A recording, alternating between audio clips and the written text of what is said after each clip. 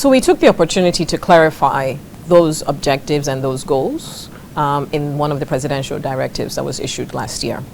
14 years after the NCDMB Act, or NOJIC as it's called, we noticed that we had built capacity, but there was now an extra layer. There was an unintended consequence of that law and the objectives, which was that we had enabled certain briefcase businessmen who add no value and added unnecessary costs to the process.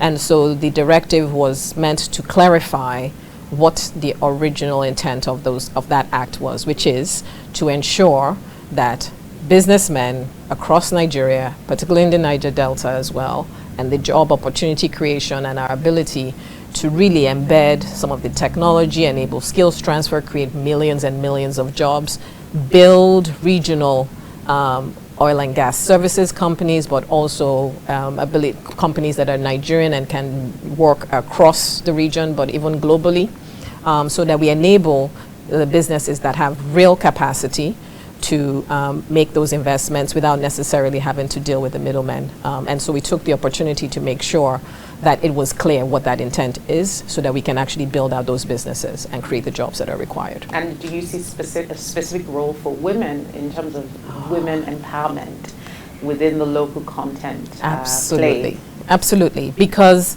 there is no way to drive the level of economic growth, the accelerated economic growth, diversification that we want to see without women.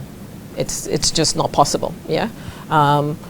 As you've seen that when we're given the opportunities and we're trusted with our roles, we do have the capacity to execute, whether it's at a policy level, whether it's in business, whether it's in media, wherever we are positioned, where people have the capacity and women have the capacity to execute, they execute and they do it flawlessly.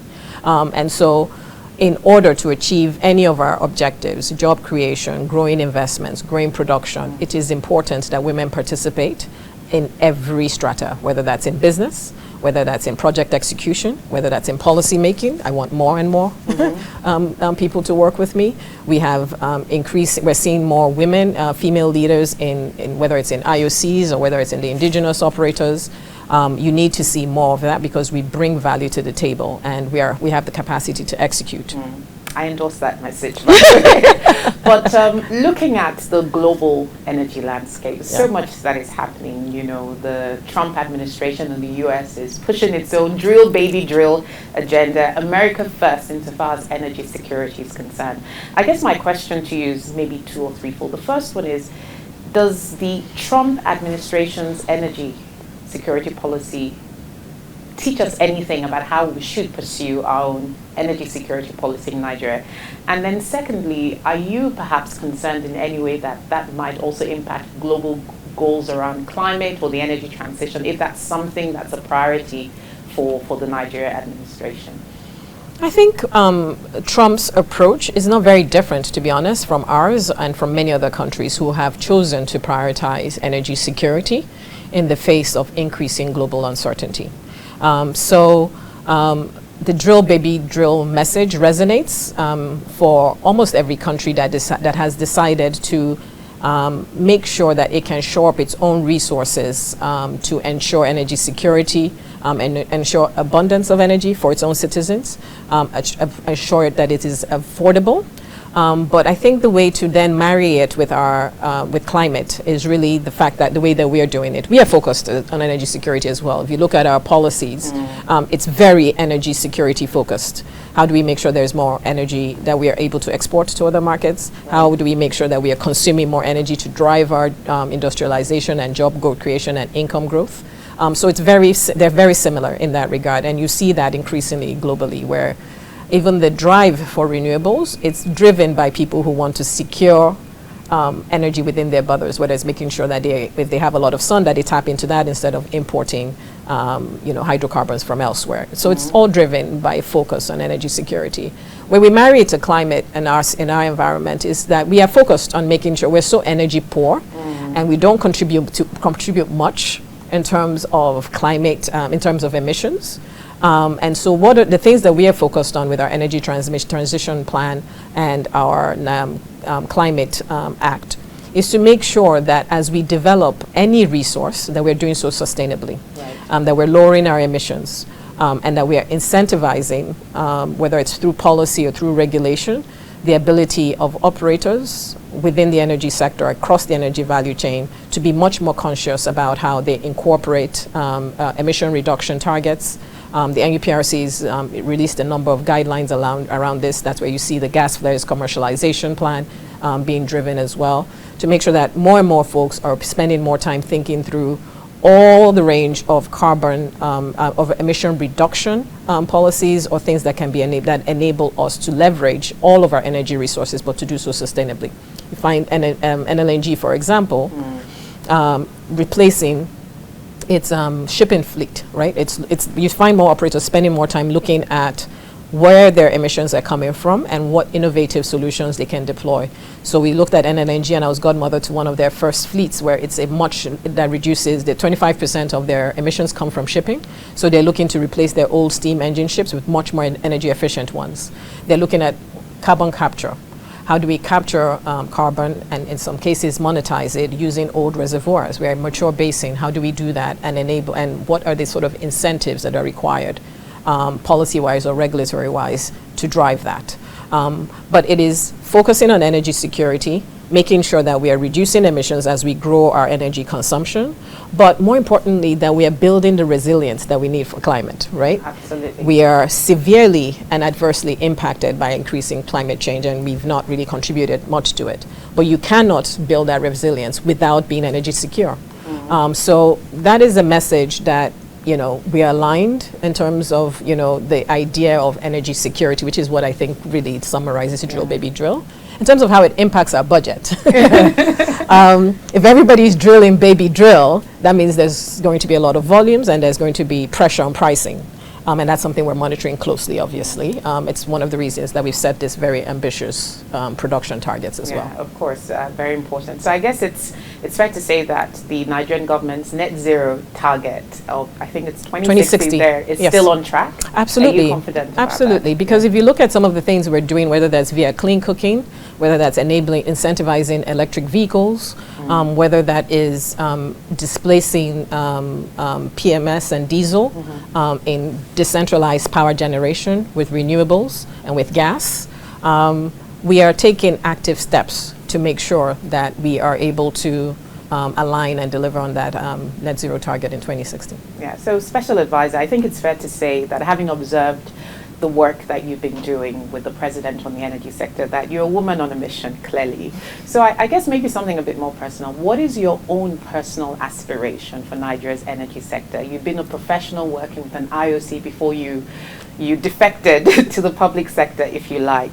So based on the fact that you sat across on the other side of the aisle, you're now in the public sector, putting all those experiences together, being a professional woman in the private sector, now in the public sector, what is your personal aspiration and ambition for Nigeria's energy sector, and what mark or legacy do you hope to leave by virtue of this role, very important task that you've been given?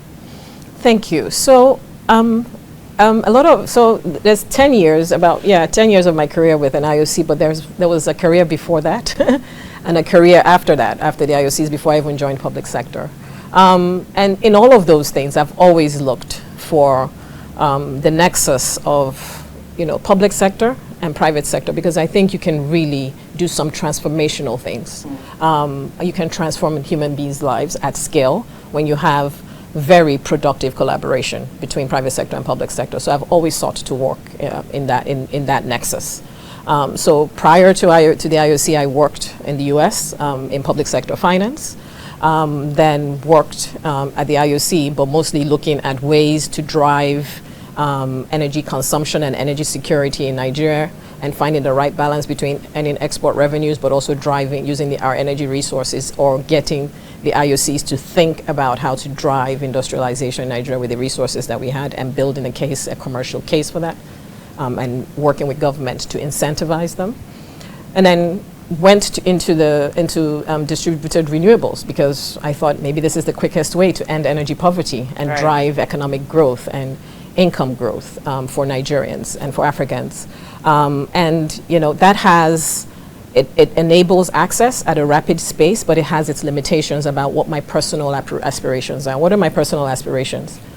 That every Nigerian has the right, and who is willing to work hard for it, and Nigerians are hard workers. Every Nigerian who wants to work hard for the life that they deserve, that we, whether you're in private sector or in public sector, do what is required to enable those opportunities. And in the energy sector, we are uniquely positioned to do that and enable a lot. Whether it is a Nigerian, what's my dream for every Nigerian? That they're able to send their kids to school effortlessly, that they are able to access healthcare, and they're able to three square meals on the table for their families. Energy enables a lot of that, because if we energize our economy, grow productivity, grow job creation, grow incomes, we are able to move millions and millions of hardworking Nigerians into the middle class.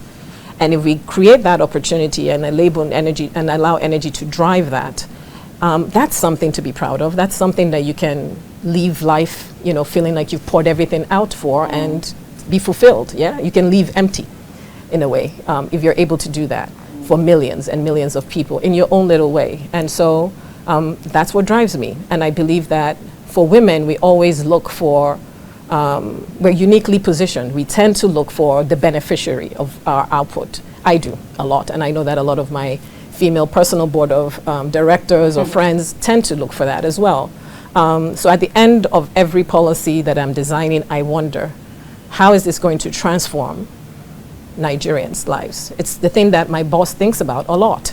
It's an incredible opportunity to have someone who has that sort of strategic overview, but also that very personal touch.